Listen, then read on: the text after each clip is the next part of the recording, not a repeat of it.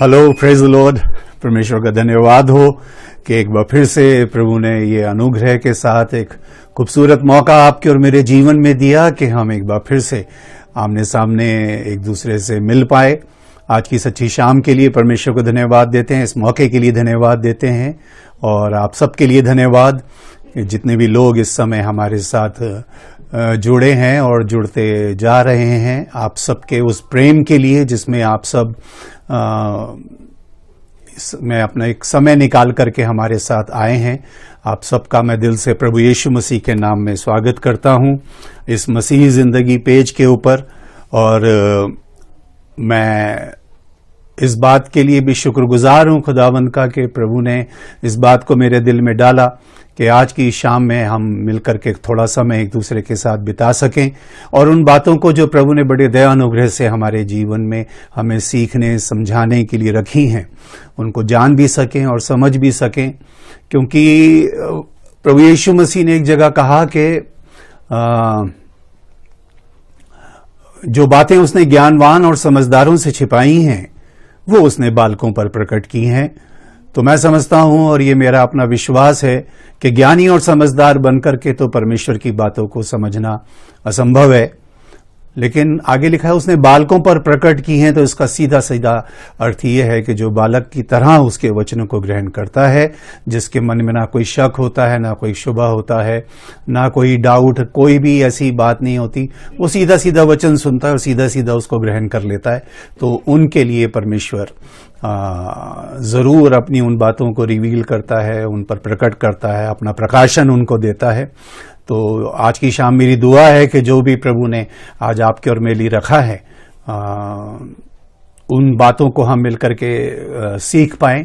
परमेश्वर को सबसे पहले धन्यवाद की भेंट चढ़ाते हैं इस खूबसूरत मौके के लिए। उसने हमें जीवित रखा, हमें सुरक्षित रखा, हमें स्वस्थ रखा है ऐसी परिस्थिति में भी, जबकि चारों तरफ भय है, डर है, व्याकुलता है, बेचैनी है, परेशानी है, बीमारी है, दुख है और बहुत सारी बातों में लोग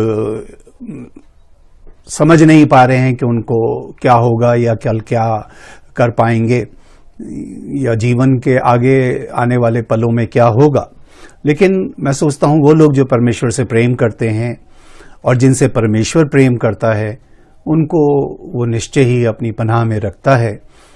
कहता है भजनकार के, जो परम प्रधान के छाए हुए स्थान में बैठा रहे वो सर्वशक्तिमान की छाया में ठिकाना पाएगा।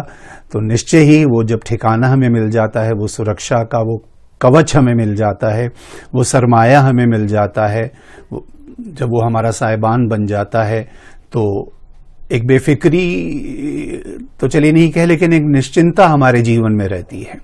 हम इस बात में धन्यवाद के साथ प्रभु की उपस्थिति में रहते हैं कि परमेश्वर है जो हमारा रक्षक है, वो है जो हमारे साथ है। तो इन सब बातों के लिए मैं परमेश्वर का धन्यवाद देता हूं और इस मसीही जिंदगी पेज की ओर से मैं आप सबका स्वागत करता हूं।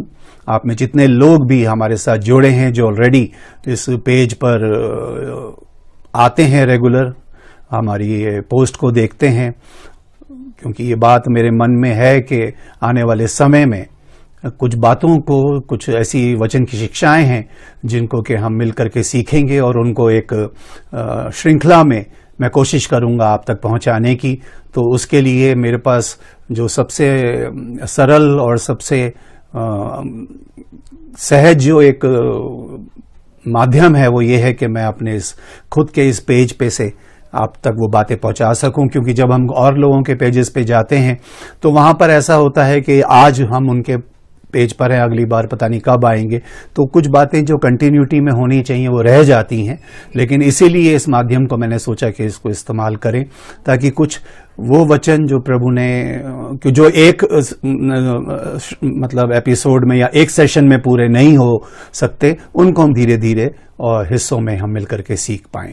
तो आप सबका दिल से धन्यवाद है और मेरी ये प्रार्थना है, मेरी उम्मीद है, मेरी आशा है और ये मेरा विश्वास है कि जो कुछ भी प्रभु आज आपसे और मुझसे कहने जा रहे हैं वो निश्चय ही हमारे जीवन में एक उन्नति का कारण ठहरे।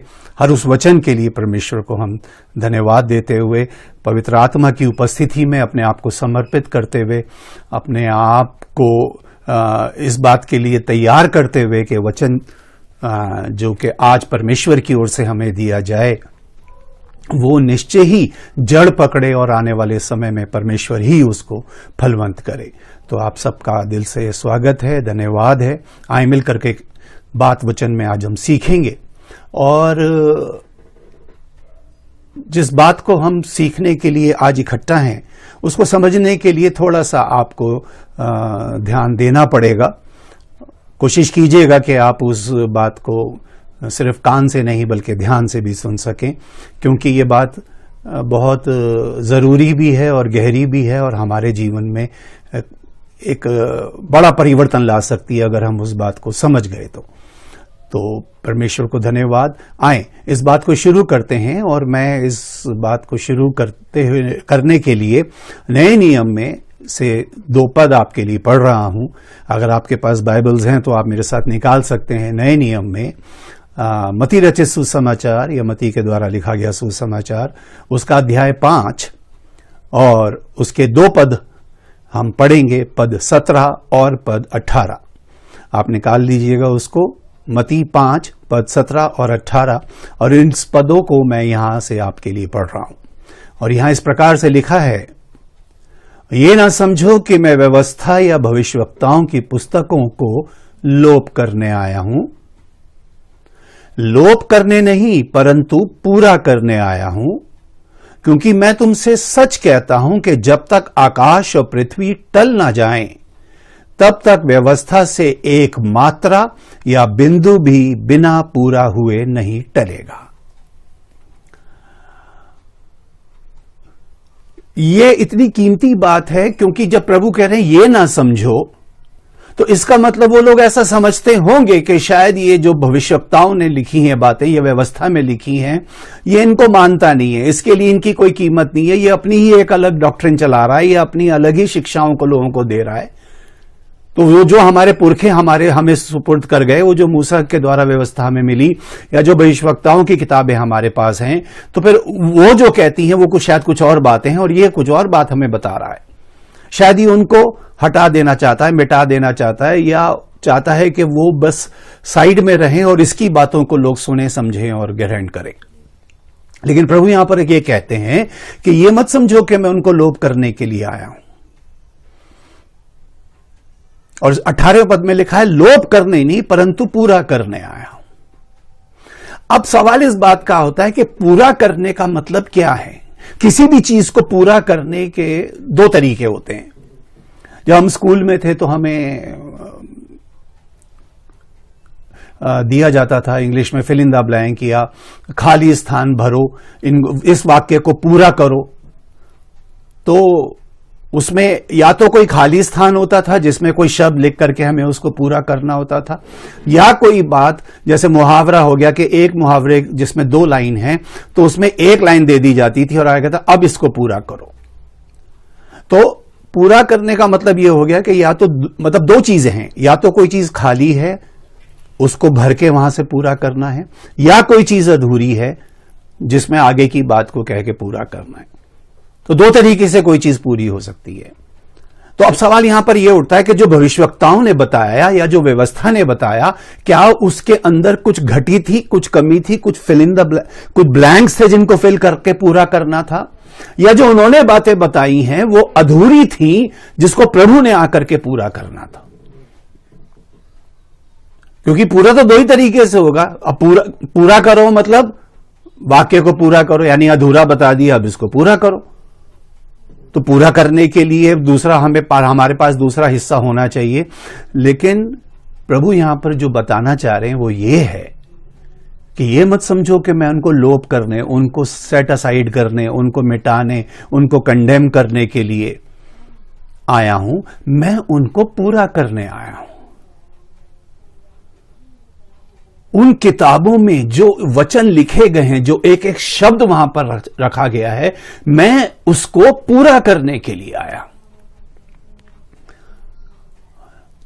एक पद मैं आपके लिए आगे पढ़ता हूं, यशायाह नबी की पुस्तक उसके 55 जो अध्याय है, चैप्टर 55 वर्स 11, उसके 11वें पद में ऐसा लिखा है, उसी प्रकार से मेरा वचन भी होगा जो मेरे मुख से निकलता है,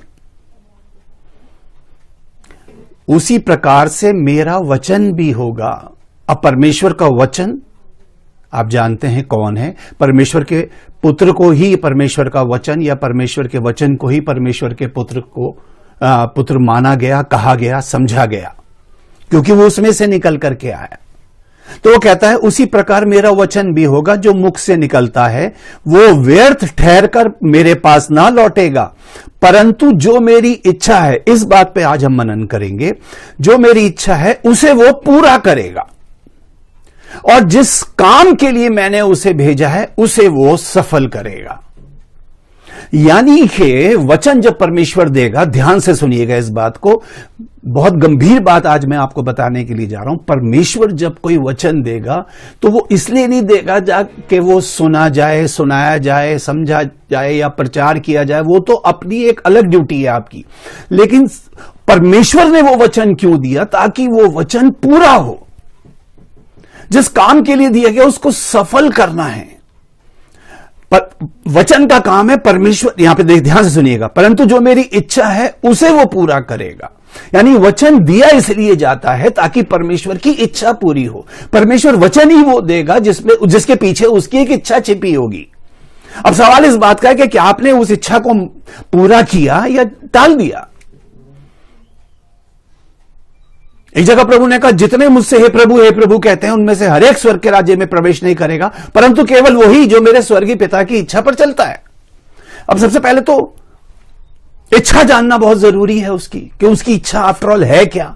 लेकिन चलिए यहां हम आज जिस बात पे मनन करेंगे वो ये है कि परमेश्वर के द्वारा दी गई जो बात है या उसके द्वारा जो दिया गया वचन है या परमेश्वर जो अपने मुंह से कह रहा है, वो वचन आफ्टर ऑल उसने कहा क्यों? उसकी इच्छा थी कि मैं इसको कहूं। अब कहने का मतलब यह कि जिससे कहेगा वो चाहेगा कि वो वचन पूरा हो जाए। इसलिए प्रभु ने बोला, वो जो बातें थी ना, तुमने सिर्फ पढ़ी हैं, तुमने सिर्फ सुनी हैं, तुमने किताबों में पढ़ ली, व्यवस्था पढ़ ली, व्यवस्था सुन ली, भविष्यवक्ताओं की किताबें पढ़ ली, भविष्यवक्ताओं की किताबें सुन ली। लेकिन सवाल मेरा यह है कि उन किताबों में जो तुमने पढ़ा उसमें से कितना वचन तुम्हारे जीवन में पूरा हो गया? और आज मैं आप सबको इसी थॉट के साथ भेजूंगा कि आप इस बात को समझना, इससे कोई फर्क नहीं पड़ता आपको कितना वचन याद हो गया, आपको कितना स्मरण है, आपको कितनी बाइबल की आयतें याद हैं, आपको कितना वचन और उसकी गहराई समझ में आ गई। सवाल इस बात का है कि कितना वचन है जो आपके जीवन में पूरा हो गया, क्योंकि वचन तो दिया ही पूरा होने के लिए जाता है। जब बाइबल पढ़ो तो देखना क्या ये वचन मेरे जीवन में पूरा हुआ। और खासतौर पे मैं उन लोगों से आज बात करूंगा जो लोग वचन का प्रचार करने के लिए खड़े हो चुके हैं, हो रहे हैं। लोगों को वचन समझाना नहीं है, लोगों को वचन दिखाना है। वचन का प्रगटीकरण कैसे होगा?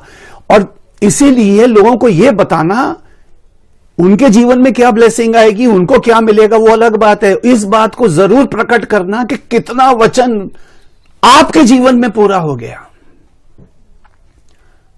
सवाल यह नहीं है कि आपको कितना वचन याद हो गया, सवाल यह कितना वचन आपके जीवन में पूरा हो गया। और प्रचार सिर्फ उसी वचन का करना जो आपके जीवन में पूरा हो गया हो। लोगों को वही बात बताना जो आपके जीवन में पूरी हो गई हो। समझना मेरी बात को जो मैं आपसे कहने के लिए जा रहा हूं। परमेश्वर का वचन इसलिए दिया जाएगा कि वो पूरा हो। प्रभु यीशु मसीह संसार में उन भविष्यवक्ताओं की और व्यवस्था की किताबों को लोप करने नहीं आया, बल्कि उसमें जो कुछ भी उसके बारे में लिखा है उसको उसने पूरा करना है। वो क्योंकि वचन दिया ही पूरा होने के लिए गया था। मैंने जब सही रीति से, सही व्यक्ति के जरिए, सही एक संगति में वचन को सीखना शुरू किया, वचन को जानना शुरू किया, वचन को समझना शुरू किया, तब जाकर के मैं इस बात को जानता हूं कि वहां पर लिखा है एक वचन। आप सब जानते हैं नया नियम कब से शुरू हुआ। नया नियम मती रचित सुसमाचार से शुरू नहीं हुआ। मती यीशु मसीह तो खुद पुराने नियम में पैदा हुआ, पुराने ही नियम की सारी बातें उसने पूरी करी, सारी व्यवस्था को पूरा किया, उसका भी खतना किया गया। उसने जितनी बातें, यीशु मसीह की पूरी लाइफ पुराने नियम में गुजरी। यहां थे वो पबर भी जो उसने मनाए वो पुराने नियम में ही लिखे गए थे। जाते जाते जो आखिरी पबर उसने मनाया वो पबर भी पुराने नियम में लिखा गया था कि इसको मनाना, अखमीरी रोटी और इस फसह के पर्व को। और लूका के 22वें अध्याय में लिखा है कि प्रभु कहते हैं मुझे अपने चेलों से कि मुझे बड़ी लालसा थी कि दुख भोगने से पहले ये फसह तुम्हारे साथ खाऊं, ताकि मैं तुम्हें समझा सकूं कि असल में ये पर्व क्यों मनाया गया, इतने साल से तुम क्यों मना रहे हो। तो यीशु मसीह पुराने ही नियम में आया, पुराने नियम में पैदा हुआ, पुराने नियम में मरा। नया नियम उस दिन से शुरू हुआ जब पेंटिकॉस्ट के दिन पवित्र आत्मा उतरा, और जब पवित्र आत्मा आया उस दिन से एक नया युग शुरू हुआ। आप इसको आत्मा का युग कह सकते हैं, आप इसे अनुग्रह का युग कह सकते हैं, और आप इसे नए नियम का युग। तब उस नया नियम लागू हुआ, और उस नए नियम के लागू होने पर जब लोग इकट्ठा हुए तो पतरस ने जब पहला प्रचार किया तो वहां पर, अब ध्यान से सुनिएगा, आप और मैं नए नियम के लोग हैं और हमें इस बात को समझना बहुत जरूरी है कि हमारे लिए कमांडमेंट्स कहां से शुरू हुई हैं। आने वाले समय में बहुत सारी बातें इन कमांडमेंट्स और इन आज्ञा और वाचाओं के विषय में, प्रतिज्ञाओं के विषय में मैं आपको बताऊंगा। लेकिन आज जो हम सीख रहे हैं, जब उसने उस पहले प्रचार को किया तो लिखा है वहां पर कि सुनने वालों के हृदय छिद गए। प्रेरितों के काम के 2 अध्याय में आप पढ़ते हैं, और वो पूछ रहे हैं कि हम क्या करें। गलती तो हमसे हो गई, जो परमेश्वर का बेटा था हमने उसे क्रूस पे चढ़ा दिया, अब हम क्या करें। अब यहां एक वचन आता है, और वो वचन यह आता है कि मन फिराओ और तुम में से हर एक जन अपने अपने पापों की क्षमा के लिए प्रभु यीशु मसीह के नाम में बपतिस्मा ले, तो तुम पवित्र आत्मा का दान पाओगे। ये सुन लिया, ये समझ लिया, ये सीख लिया मैंने भी।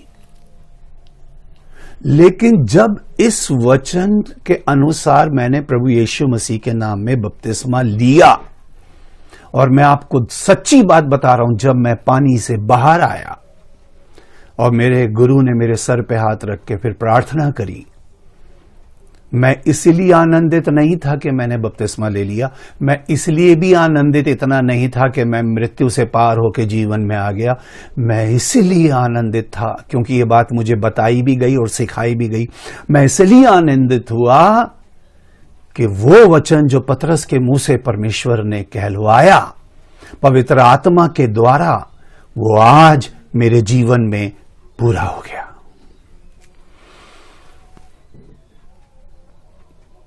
ये वचन जो लिखा है, इसको बताने से पहले, उसके बाद तो खैर प्रभु ने अपनी सेवा के लिए खड़ा किया, न जाने कितने लोगों को बपतिस्मा मैंने दिया, लेकिन मैं तभी दे पाया जब मैंने खुद लिया उसको। जब वो वचन मेरे जीवन में पूरा हुआ तभी तो मैं दूसरे लोगों को बता पाया कि तुम्हारे जीवन में परेशानी या सब कुछ इसलिए है क्योंकि ये वचन तुम पढ़ते तो हो, लेकिन प्रार्थना ये करो और कोशिश ये करो। और इसके लिए देखो बाइबल में लिखा है, तूने अपने वचन इसलिए दिए हैं, अपने उपदेश इसलिए कि वो यत्न से माने जाएं। भजन संहिता में लिखा है, हे यहोवा के दूतों तुम जो बड़े वीर हो और उसके वचन के मानने से उसको पूरा करते हो, क्योंकि वचन दिया ही पूरा होने के लिए जाएगा। आपने कितना वचन उसका पूरा किया, आपके जीवन में कितना वचन लिखा ना, वचन देधारी हो गया। कितना वचन आपके जीवन में देधारी हो गया। वचन जब आएगा तो वो देधारी होने के लिए आएगा। अगर मुंह से निकल गया उजियाला हो तो उजियाला तो होगा ही होगा। कितना वचन आपके जीवन में जाकर के पूरा हो गया, कितना देधारी हुआ।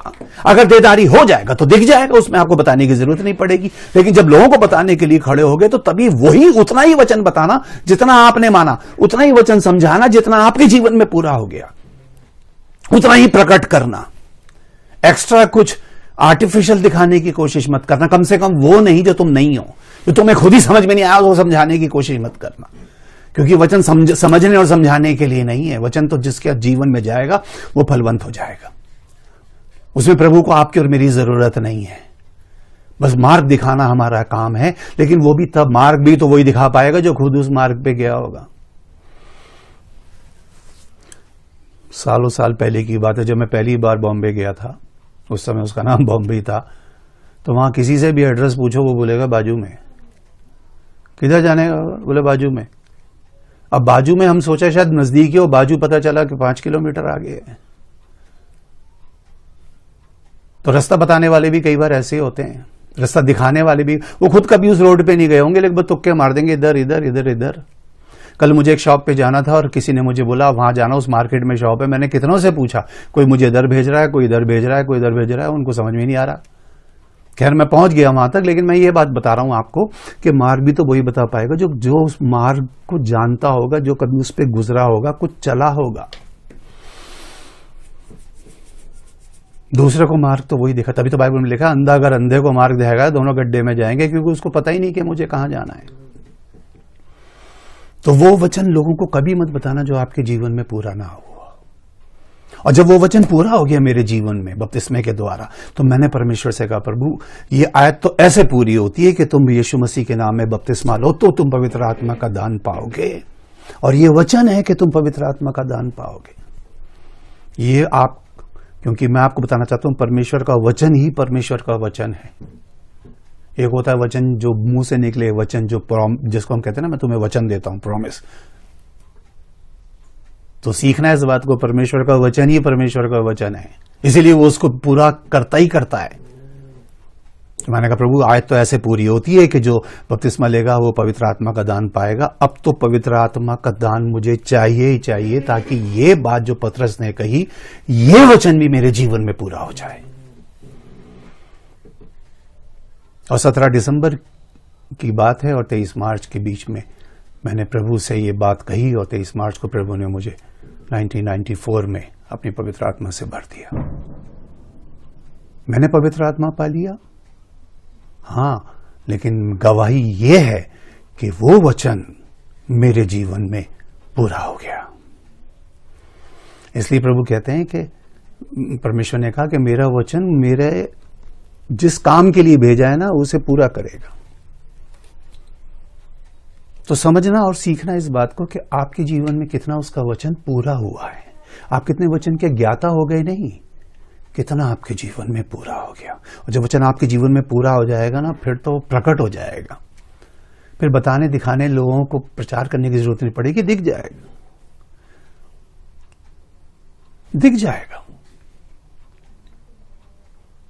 प्रभु यीशु मसीह के विषय में लिखा है लूका के 4 अध्याय में कि वहां पर वो आराधनालय में गया और उस अपनी बारी बारी के हिसाब से, वहां पे शायद फैमिली के हिसाब से बारी आती होगी, तो उस दिन शायद यीशु मसीह की फैमिली की बारी थी। तो वहां पर वो खड़ा हुआ और सेवक ने एक पुस्तक निकाल करके उसके हाथ में दी, और वहां से उसने यशाया के बारे में, यशाया ने जो लिखा था कि परमेश्वर का आत्मा मुझ पर है, क्योंकि उसने मेरा अभिषेक किया है कि मैं कंगालों को सुसमाचार सुनाऊं, है ना, बंधुओं को छुटकारे का संदेश दूं, और परमेश्वर के राज्य का और प्रभु के दिन का प्रचार करूं। परमेश्वर का आत्मा मुझ पर है। और मैं समझता हूं कि यह किताब या यह अध्याय वहां पर प्रभु यीशु मसीह से पहले भी कई लोगों ने पढ़ा होगा। कई लोगों की बारी आई होगी, उन्होंने सेम अध्याय पढ़ा होगा। रेपिटिशंस तो होते ही होते हैं, कलीसियाओं में रेपिटिशन होते हैं। अभी तो चलो क्रिसमस का सीजन आ जाएगा, उसके बाद जब रोने पीटने का सीजन आएगा, प्रभु की मृत्यु का सीजन मनाने वाले लोग जब कलीसियाओं में इकट्ठे होंगे, तो वो रेपिटिशन चलेंगे। वो कहेंगे पिछले साल उसने बताया था कि मैं प्यासा हूं, का क्या मतलब है, इस साल मैं बताऊंगा क्या। बात तो वही है, पिछले साल उसने पढ़ी, इस साल इसने ये पढ़ देंगे। शायद 2-4 किताबें और, या कहीं गूगल पे से इधर से उधर से ऐड करके 1-2 बातें और एक्स्ट्रा समझा देंगे। तो प्रभु ने जब पढ़ी होगी, तो प्रभु से पहले भी बहुत से लोगों ने पढ़ी होगी उस बात को। तो वहां पर ऐसा लिखा है कि जब वो पढ़ दिया और पढ़ के उसने वो किताब सेवक के हाथ में दे दी और सेवक ने वापस रख दी। अब वो खड़ा है, कुछ नहीं कह रहा, अब सब लिखा है वहां पे, सुनने वालों की आंखें उस पे थी, पढ़ तो दिया, अब इसके विषय में बताएगा क्या, इसके विषय में क्या समझाएगा। मुझे कई बार जब लोग सुबह सुबह बाइबल की आयतें भेज देते हैं, आपको भी भेजते होंगे, 3 4 5 इकट्ठी कॉपी पेस्ट करी और भेज दी, तो मैं उनसे कहता हूं ये आयतें आप मुझे क्यों भेज रहे हैं, ये तो मेरी बाइबल में ऑलरेडी है, मैं सालों से पढ़ रहा हूं इनको। मजा तो जब है कि आप ऊपर बाइबल की आयत लिखे और नीचे कुछ बताएं कि इस आयत के आधार पर प्रभु ने आपको क्या बताया और इसमें से ये आयत आपके जीवन में कब पूरी हुई। वो दिन बताना मुझे, वो पल बताना कि जब ये आयत आपके जीवन में पूरी हो गई, ताकि मुझे भी लगे कि अगर आपके जीवन में हो सकती है तो मेरे जीवन, आपकी समझ में आ गई तो आपने मुझे समझा दी नहीं, अगर आपके जीवन में पूरी हो गई। तो सब लोग प्रभु को देख रहे हैं और प्रभु ने वहां पे उनसे ये कहा, उसके 21वें पद में लिखा है, तब उनसे कहने लगा आज ही ये लेख तुम्हारे सामने पूरा हुआ। ये लेख जो सालों पहले यशायाह ने लिखा, ये लेख जो सालों साल से तुम पढ़ते आ रहे हैं, शायद तुम्हें बाय हार्ट याद भी हो गया होगा, लेकिन ये वचन यशायाह ने तुम्हारे लिए नहीं मेरे लिए लिखा है। ये वचन मेरे जीवन में पूरा हुआ, तुम्हारे देखते देखते पूरा हो गया कि खुदावंद का आत्मा तुम पर नहीं मुझ पर है। उसने तुम्हें नहीं चुना, मुझे चुना है छुटकारे के लिए। आज ये वचन पूरा हो गया। जैसे जैसे मैं प्रभु में बढ़ता गया इन सालों के अंदर, अगर मैं एक एक करके आपको बताऊं, जिस तरह कल की मीटिंग में आप में जितने लोग थे, मैं आपको बता रहा था कि जब प्रभु अपने चुने हुओं को, है ना, एक अकाल से गुजारता है, जब मेरे जीवन में आया तो मैं रोया नहीं, मैं झुंझलाया नहीं, मैंने कोई अपशब्द नहीं इस्तेमाल किया। मुझे समझ में आ गया ये एक वचन है जो मेरे जीवन में पूरा हो रहा है। और धन्यवाद हो प्रभु के इस वचन को तूने मेरे जीवन में पूरा कर दिया, ताकि आज के बाद जब भी मुझे कोई व्यक्ति अकाल का मारा दिखे तो मैं उसको बता सकूं ये तेरे पे मुसीबत आज आई है, मुझ पे सालों पहले आई थी, प्रार्थना कर, धन्यवाद दे के ये वचन तेरे जीवन में पूरा हो गया, ताकि तू जान सके, ताकि तू समझ सके। तो प्रभु ने वहां पे खड़े होकर कहा आज ये वचन तुम्हारे देखते देखते पूरा हो गया। अब भविष्यवक्ताओं और जो व्यवस्था की पुस्तकें थी उनके हिसाब से अगर देखा जाए तो प्रभु यीशु मसीह पकड़वाया गया। एक व्यक्ति ने उसको धोखा दिया, लेकिन ये अचानक नहीं हो गया, ये प्लान था। प्लान का मतलब है परमेश्वर की योजना में था और लिख दिया गया था। इसका बस पूरा, तभी तो प्रभु ने बोला वो जो मेरे बारे में लिखा गया है, भविष्यवक्ताओं ने कहा या लिखा या व्यवस्था में लिखा गया, उसको मुझे पूरा करना है, वरना तुम तो मेरे जाने के बाद भी सालों साल पढ़ते रहोगे। मेरे माँ बाप पढ़ते रहे, मेरे भाई बहन पढ़ते रहे, सभी पढ़ते रहे, लेकिन ये पूरा कहां हुआ? पूरा तो इसको मैंने करना है, और मैं इसलिए आया हूं कि इनको लोप ना करूं, बल्कि इनको पूरा करने के लिए। और उसके बाद किसी को इसकी जरूरत नहीं पड़ेगी फिर पूरा, क्योंकि इसको मैंने पूरा कर देना है। मेरे जीवन में के लिए जो लिखा गया है वो मुझे पूरा करना है। इसलिए मैं आपको यह कह रहा हूं कि जो आपके जीवन के विषय में लिखा गया है वो आप प्रार्थना करो कि वो आपके जीवन, आपको क्रूज नहीं उठाना है। कई बार लोग गाना गाते हैं, लेकिन प्रभु आज से मैं तेरे क्रूज को ले लेता हूं। उसका क्रूज आप कहां उठाओगे? मुझे नहीं पता किसी ने क्या सोच के वो गाना लिखा होगा। प्रभु ने कहा कि जो कोई मेरा क्रूज उठा के मेरे पीछे ना चले। प्रभु ने बोला जो कोई अपना क्रूज उठा के ना चले। आप प्रभु का क्रूज क्या उठाओगे? उसने तो उठा लिया जो उसके विषय में लिखा था। मैं एक पद पढ़ रहा हूं आपके लिए, मत्ती 26:24 में लिखा है, मनुष्य का पुत्र तो जैसा उसके विषय में लिखा है जाता ही है, परंतु उस मनुष्य के लिए शोक है जिसके द्वारा मनुष्य का पुत्र पकड़वाया जाता है। यदि उस मनुष्य का जन्म न होता तो उसके लिए भला होता। मेरे लिए तो जैसा लिखा है, क्योंकि लिखा है इसीलिए इसको पूरा होना बहुत जरूरी है। ये खाली लिखा हुआ ना रह जाए, हमारी बाइबलें कहीं अंडरलाइन ही ना रह जाएं, हम कहीं जिंदगी भर समझाते समझाते समझाते ही ना रह जाएं।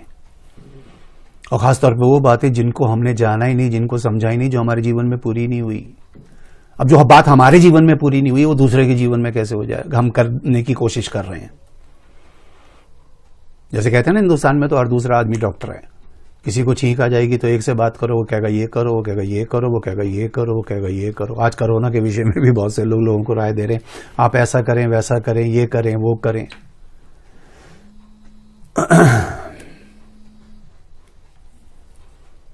तो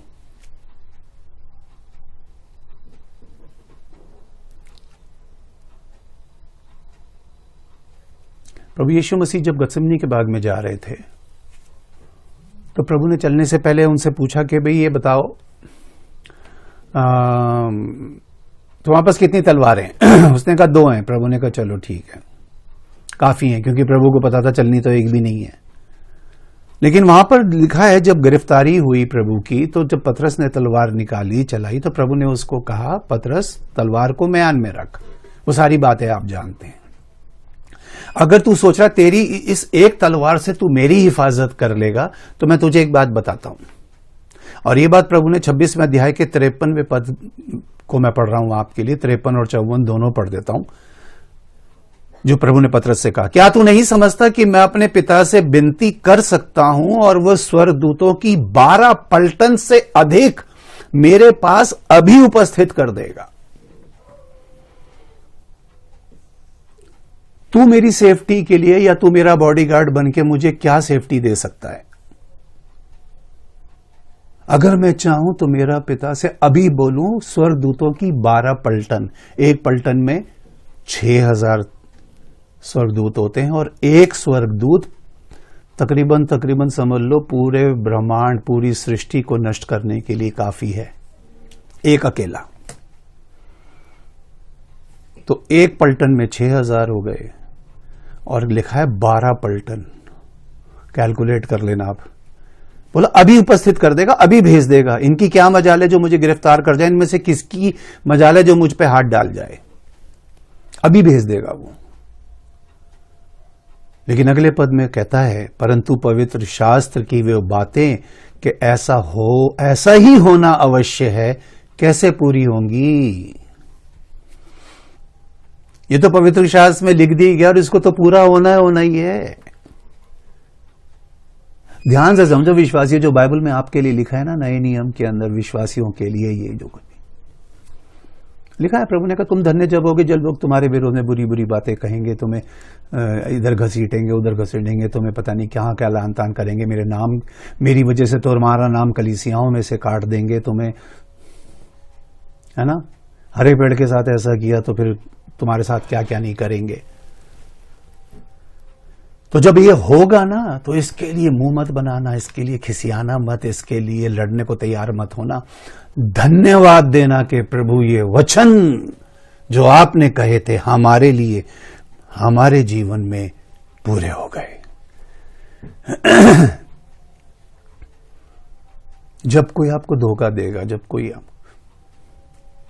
कई बार बहुत से लोग जब कोई धोखा देता है ना, कहते हैं उसको तुरंत नाम दे देते हैं, ये यहूदा इस्करियोती है। यहूदा इस्करियोती ने सिर्फ यीशु मसीह को 30 सिक्कों में बेचा।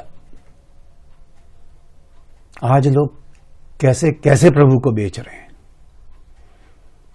वो तो 1 मिनट के अंदर उसके अगर गिल्ट को देखें, उसका गिल्ट उसे कहां तक ले गया, उसके पश्चाताप की आप लेवल देखें। प्रभु से पहले मर गया वो। इससे पहले कि प्रभु क्रूस पे चढ़ता, उसने जाके फांसी लगा ली।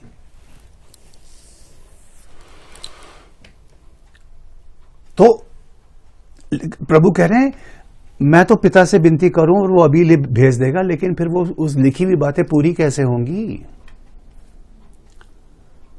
और फिर प्रभु ने भीड़ से क्या कहा? 55वें पद में लिखा है, उसी घड़ी यीशु ने भीड़ से कहा, क्या तुम तलवारें और लाठियां लेकर मुझे डाकू के समान पकड़ने के लिए निकले हो?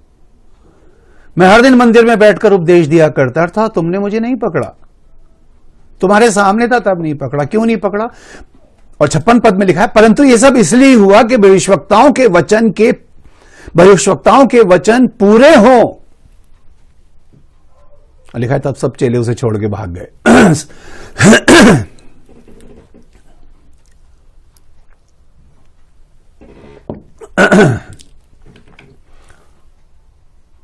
मैं तुम्हारे सामने था, तुमने नहीं पकड़ा, लेकिन ये तो क्योंकि भविष्यवक्ताओं ने जो लिखा है उसको पूरा होना है। आपके जीवन में जो कुछ भी घट रहा है, अगर वो वचन के अनुसार है या वचन में कहीं लिखा है विश्वासियों के लिए या आपके लिए, तो धन्यवाद देना। कुड़कुड़ाने और बुड़बुड़ाने से कुछ नहीं होगा। धन्यवाद देना कि प्रभु ये वचन मेरे जीवन में पूरा हो गया। अगर आप प्रभु के सच्चे दास और दासी हैं, तो जो कुछ प्रभु के दासों के साथ घटा, अगर आपके साथ घट रहा है, तो धन्यवाद दो कि वो वचन सिर्फ उनके जीवन में नहीं, आपके जीवन में भी पूरा हो गया। क्योंकि ये वचन तो आता ही पूरा होने, भविष्यवक्ताओं ने लिखा ही इसलिए है। जब प्रभु चेलों से बात कर रहे थे तो 26 के 31वें पद में प्रभु ने कहा, तब यीशु ने उनसे कहा, तुम सब आज ही रात को मेरे विषय में ठोकर खाओगे, क्योंकि लिखा है। और क्या लिखा है कि मैं चरवाहे को मारूंगा और झुंड की भेड़ें तितर बितर हो जाएंगी। सारे चेले प्रभु को छोड़ के भाग गए। वो भाग नहीं गए, वो तितर बितर होना जरूरी था, क्योंकि लिख दिया गया था कि मैं चरवाहे को मारूंगा और भेड़ें तितर बितर होंगी। ये वचन था जो पूरा होना था। प्रभु यीशु मसीह के जीवन में एक से लेकर एंड तक जितनी भी बातें आप देखे हैं, वो सब की सब पहले से लिख दी गई थी, इसलिए उनको पूरा करने आया था वो। क्योंकि जब तक ये मैं करूंगा नहीं, जब तक मैं इस तरह से अपने आप को प्रेजेंटेबल नहीं बनाऊंगा।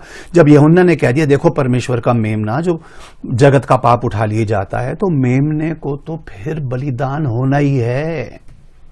जब तक बलिदान नहीं होगा, वो कैसे सिद्ध होगा कि वो एक सिद्ध मेमना है। लिखा है, हमें अब फसे कपर मनाने की जरूरत नहीं, क्योंकि मसीह जो हमारा फसे है वो बलिदान हो गया, और एक ही बार के लिए बलिदान हो गया। अब हमारे लिए तो सब कुछ उसने पूरा कर ही दिया।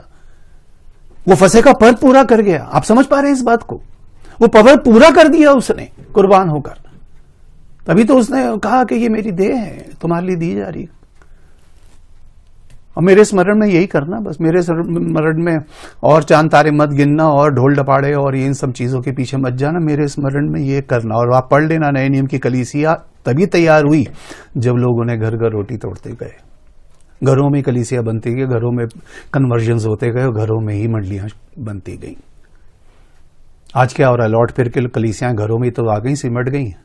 आज बड़े बड़े भवन खाली पड़े हैं, ताले लगे हैं, जो कुछ भी हालात परिस्थिति कुछ भी हो, अल्टीमेटली घर में, बल्कि मैं तो सोचता हूं कि ये अनुग्रह रहे प्रभु का कि हर घर एक मंडली, हर घर एक कलीसिया बन जाए। ये लिखा है कि चरवाहे को मारूंगा और भेड़ें तितर बितर होंगी। और रही बात यहूदा इस्करियोती की, तो वो भी लिख दी गई थी। यिर्मयाह भविष्यवक्ता के द्वारा कहा गया था, मैं मत्ती 27 का 9 आपके लिए पढ़ रहा हूं, तब जो वचन यिर्मयाह भविष्यवक्ता के द्वारा कहा गया था वो पूरा हुआ कि उन्होंने वे 30 सिक्के अर्थात उस ठहराए हुए मूल्य को, जिसे इजराइल की संतान में से कितनों ने ठहराया था, ले लिए। और जैसे प्रभु ने मुझे आज्ञा दी थी, वैसे ही उन्हें कुम्हार के खेत को मूल्य में दे दिया गया। वो इस्तेमाल नहीं हुआ। 30 रुपए में से उसने 1 रुपया भी खर्च नहीं किया, क्योंकि ये नहीं लिखा था कि वो बेच करके उस पैसे से ऐश करेगा। ये जो लिखा था कि सौदा तो हो जाएगा, लेकिन वो इस्तेमाल नहीं कर सका, फेंक के चला है। अब उन्होंने तो खून का पैसा, इसका क्या करे? बोले चलो कोई खेत ही। आज तक लिखा है, वो इन्हीं पदों में लिखा है कि वो आज के दिन तक लहू का खेत कहलाया जाता है। 30 में ही क्यों बिका? क्योंकि लिखा ही 30 में था। अब लिखा 30 में, तो 40 में कैसे सौदा हो जाएगा? समझ पा रहे हैं आप इस बात को? आप अपनी कैलकुलेशन मत लगाना किसी चीज के अंदर, बस ये सोच लेना जो लिख दिया गया बस वो पूरा हो गया। जितना नए नियम में विश्वासियों के लिए और मंडली और कलीसिया के लिए लिखा है, बस वो पूरा हो जाए। पौलुस इसी बात के लिए रो रहा है, इसी बात के लिए तड़प रहा है, इसी बात के लिए जस्सी पीड़ाएं सह रहा है कि किसी सूरत से वो जो परमेश्वर ने मुझे इस कलीसिया को रूप बनाने के लिए दिया, बस वो पूरा हो जाए तुम्हारे जीवन में, कि तुम निष्कलंक रहो, पवित्र रहो, ताकि जब मसीह आए तो मैं तुम्हें वैसी का वैसी सौंप सकूं उसको। अब हुआ ऐसा कि जब प्रभु को वहां पे पहाड़ी पे ले गए,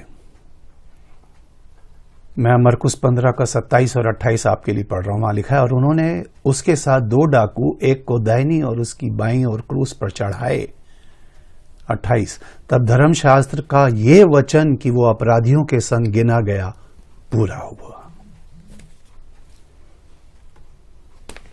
अकेले भी टांग सकते थे उसको, दाएं और बाएं लटकाने की जरूरत क्या थी, या बाकियों के साथ लटकाने की क्या जरूरत थी? कदम ब कदम, स्टेप बाय स्टेप, एक एक वचन पूरा हो रहा है।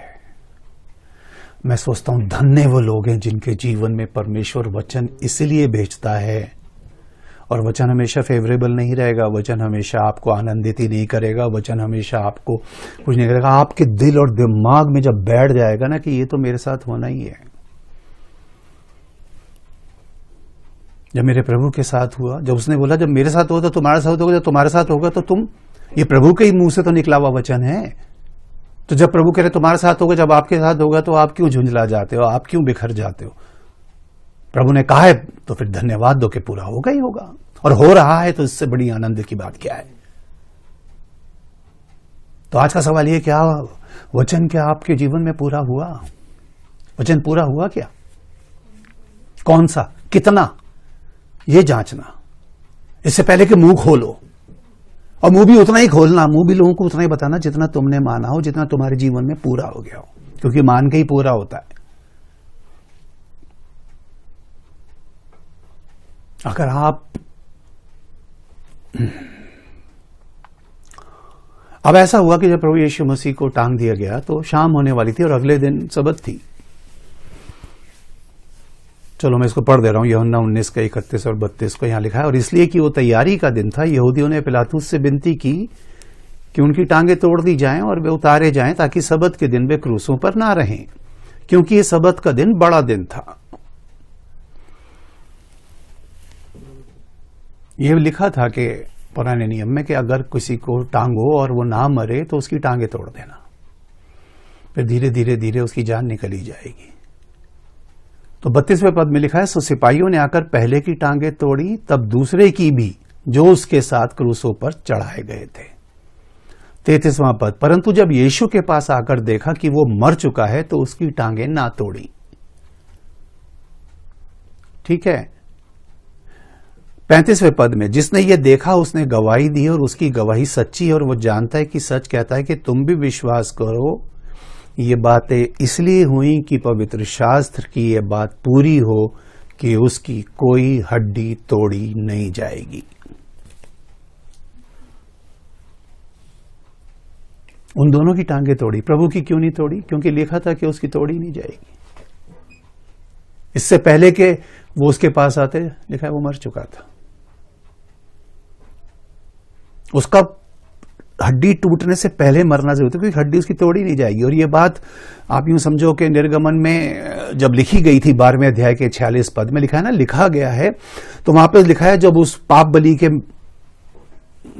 बलिदान के विषय में लिखा गया है, वहां पे मैं पूरी समय तो अब इस समय आपको नहीं बताऊंगा, लेकिन लिखा है उसके 46 पद में लिखा है, उसका खाना एक ही घर में हो, अर्थात तुम उसके मांस में से कुछ घर से बाहर ना ले जाना। आप जानते हैं वो फसह के पर्व के विषय में कि वो घर में कोठी हुआ। और आगे लिखा है, और बलि पशु की कोई हड्डी ना तोड़ना।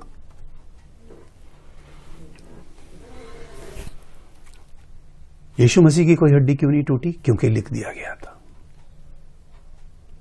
यीशु मसीह को डाकुओं के संग क्यों लटकाया गया, चोरों के संग या कुकर्मियों के संग?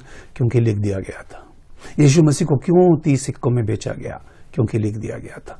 यीशु मसीह को जब पकड़ा गया और मारा गया और उसके चेले क्यों भाग गए? क्योंकि लिखा गया था। यीशु मसीह को यहूदा इस्करियोती ने क्यों पकड़वाया? क्योंकि लिख दिया गया था। उसके जन्म के विषय में लिखा गया, उसके अभिषेक के विषय में लिखा गया कि आज ये वचन तुम्हारे सामने पूरा हो गया कि परमेश्वर ने अपना आत्मा तुम पर नहीं मुझ पर रखा है। आनंदित होते हैं आप इस बात के लिए कभी कि जो प्रभु ने दूसरों को नहीं दिया आपको दिया है।